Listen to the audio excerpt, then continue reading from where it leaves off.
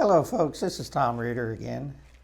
As we're continuing on in the book of Acts, Paul's getting closer to his goal, which is Rome. But right now he's in not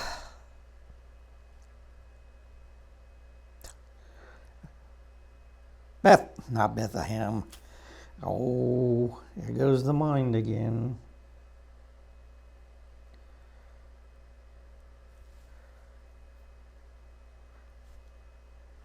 Jerusalem. There we go. So he's in there, and if you remember, he's been kind of bothered by the Jews again. The leaders of the church before the Sanhedrin, and they're throwing accusations at him again that are not true. And this is where we are going to pick it up today. Now, with that in mind, have you ever been in trouble or in a situation you don't know how you're going to get out of it or deal with it? I know I used to work for the sheriff's department as a deputy in corrections, and those guys there, tell you what, they got themselves in a pickle a lot of times.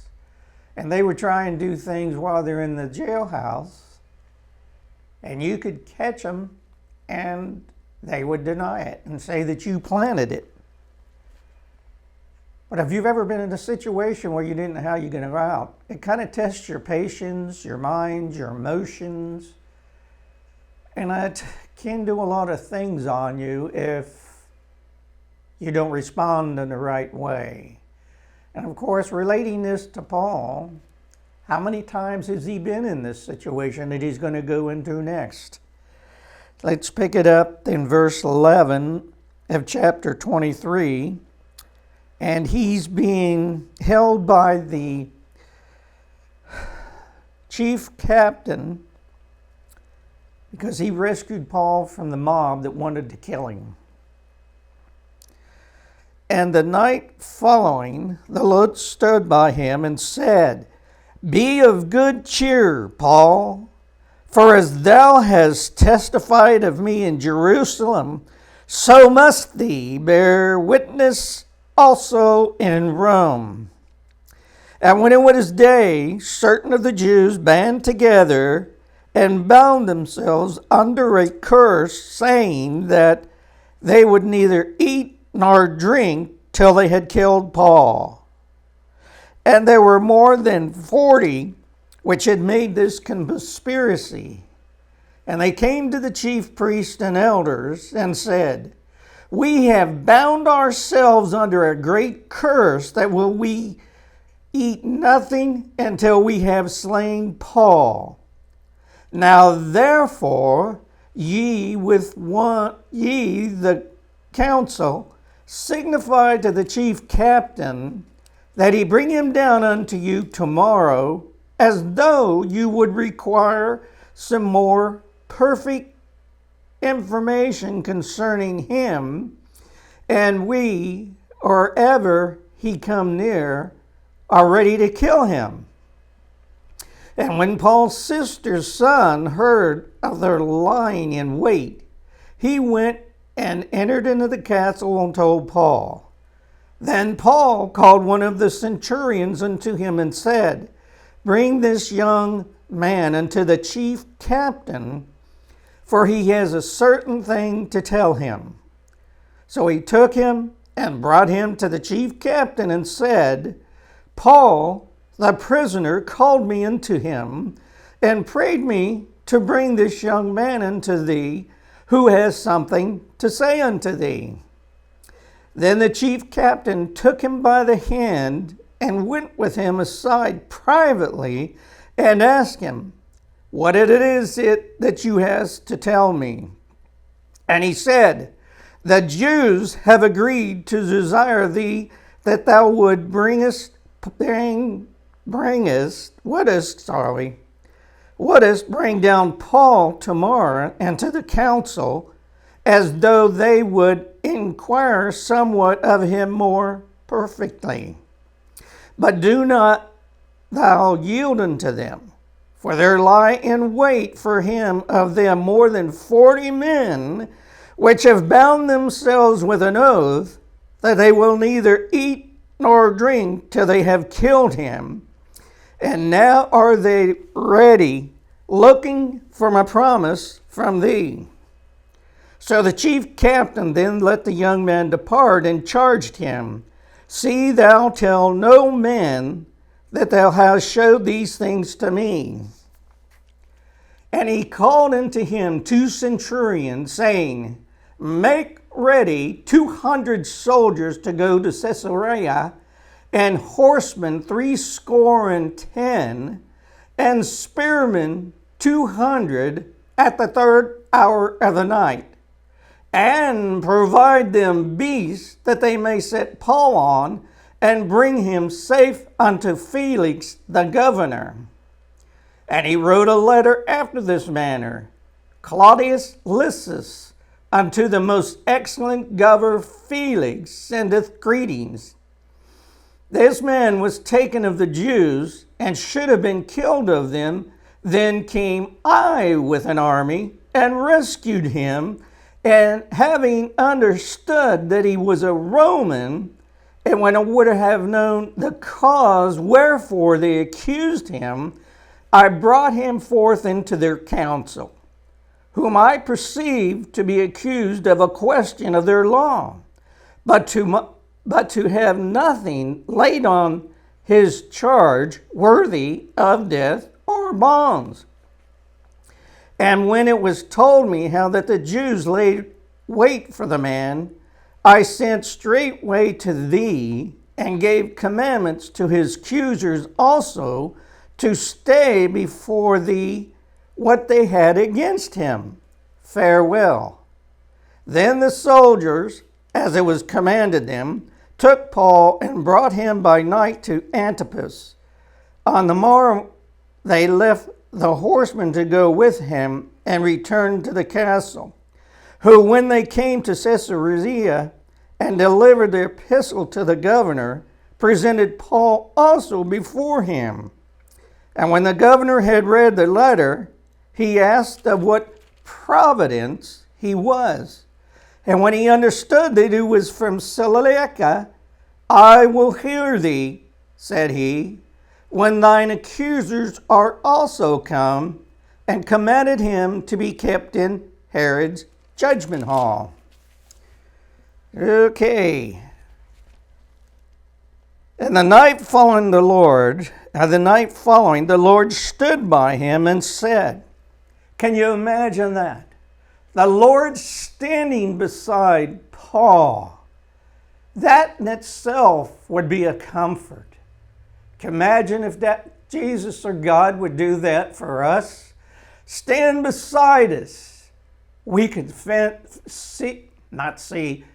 we could probably feel and sense him unless he went into a physical body, and we would know who we're standing beside, because we would feel the power, the glory, the holiness. We would encounter God in a way that we wouldn't want to leave. What a feeling that would be. And God can do that. He says, be of good cheer. Why? I'm just about ready to go to my death. Be of good cheer. That's a command.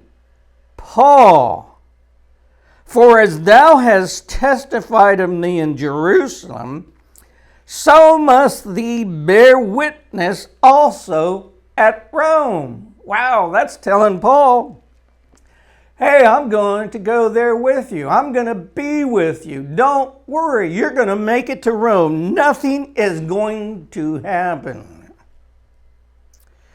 And when it was day, certain of the Jews banded together and bound themselves under a curse, saying that they will neither eat nor drink till they had killed Paul. Man, these are some vengeance words. Desperation. Not to eat or drink until they killed Paul. What if they don't kill him that first night? What's going to happen? Are they going to keep going on a hunger and no liquids to drink? This is pretty awesome duress that they're putting themselves in. Most of the time, fasting and no drinking usually involves something positive to entreat God to do within his capabilities. If they're professing to be good Jews, why are they wanting to kill one of their own people? They are so emotionalized, so much anger, that they're willing to do anything, even jeopardize their own lives just to kill Paul because of his beliefs, and they don't agree with them. Of course, that's how the Crusades back in the 1500s went. And now we accept each other's belief and not kill one another, which I'm glad it is, because that's wrong anyway. Verse 13, and there were more than 40 which had made this conspiracy. 40 people. Do they really understand what they're doing? They're committing themselves to a long fast and no water without who knows how long. If they consist on it, if they are that strong about what they're going to do, and if they know why they're doing it. Do the rest of these people know that's joining them, or is it just a few and the rest are like sheep following astray? Well, we don't have that information there.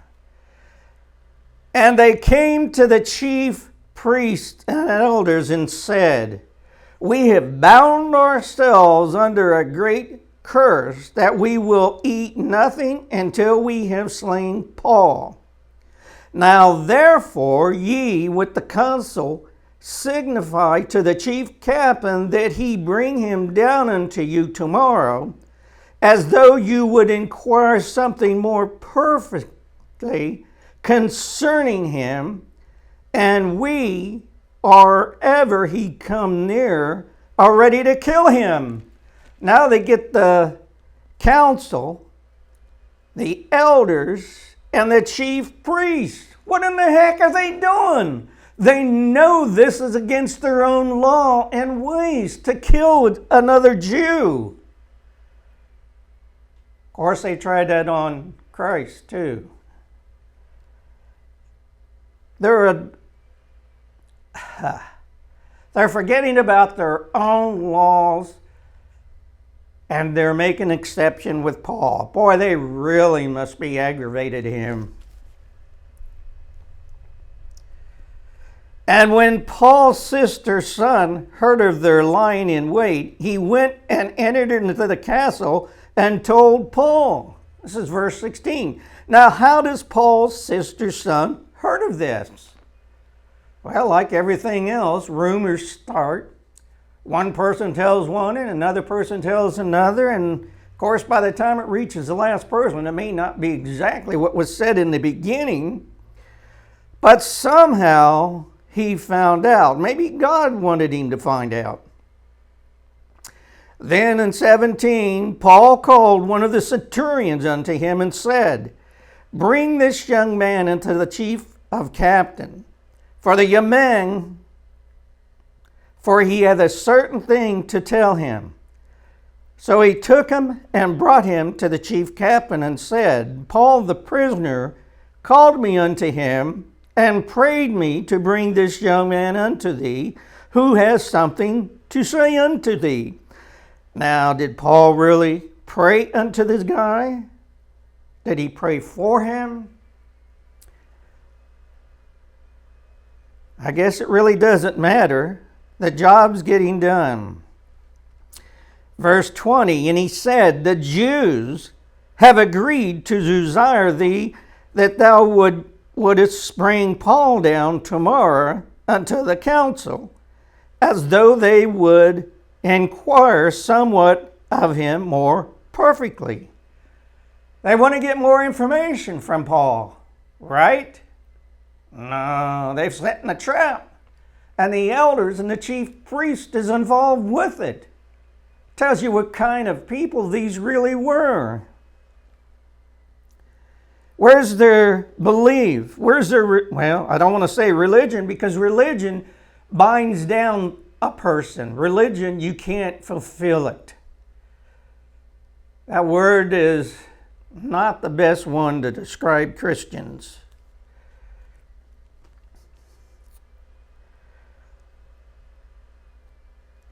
Verse 21, but do not thou yield unto them, for there lie in wait for him of them more than 40 men, which have bound themselves with an oath, that they will neither eat nor drink till they have killed him. And now are they ready, looking for a promise for thee. So the chief captain then let the young man depart, and charged him, see thou tell no man that thou hast showed these things to me. Wonder what's going on in the centurion's mind now. Oh boy, riot. I'm going to lose one of my prisoners. What's going to happen? What do I do? We don't know how much time he spent, but his response is in verse 23. And he called unto him 2 centurions, saying, make ready 200 soldiers to go to Caesarea, and horsemen 70, and spearmen 200 at the third hour of the night. That sounds like, 200 soldiers, 30, 40 horsemen, 200 spearmen. That sounds like about 700 or 800 people against 40. The third hour of the night, I'm not sure. That might be towards 2 or 3 in the morning our time, if I remember correctly, because the night starts around 5 or 6 o'clock in our evening. And provide them beasts, that they may set Paul on, and bring him safe unto Felix the governor. Horses, mules, whatever, so that they can get Paul there. Because on a horse or a mule, he can outrun the guys that are trying to get to him. The thing is, 40 men still would have a chance of getting to Paul through these 300 or 400 guys. Somehow he could probably sneak in. And then he writes a letter after this matter. Claudius Lysias, and that's his name, the captain of the guard, unto the most excellent governor Felix, sendeth greeting. This man was taken of the Jews, and should have been killed of them. Then came I with an army and rescued him. Yeah, that statement is true. They were beating Paul up, and if he hadn't got there, they would have killed him.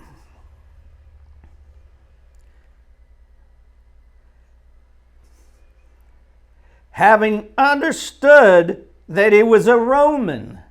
That's a nice touch, since he already had him in chains and was going to have him scourged. I think he left that part out for a good reason. And when I would have known the cause wherefore they accused him, I brought him forth into their council.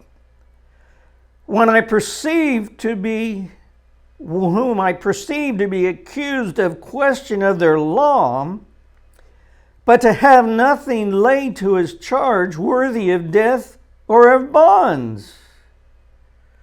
What they were saying and what he knew about was not matching up.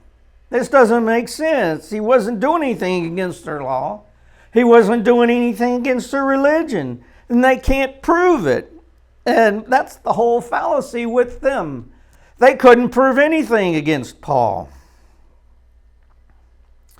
And when it was told me how the Jews laid wait for the man, I straightway sent to thee and gave commandments to his accusers also to say before thee what they had against him. Farewell. So now he's going to pawn these people and the case off to him.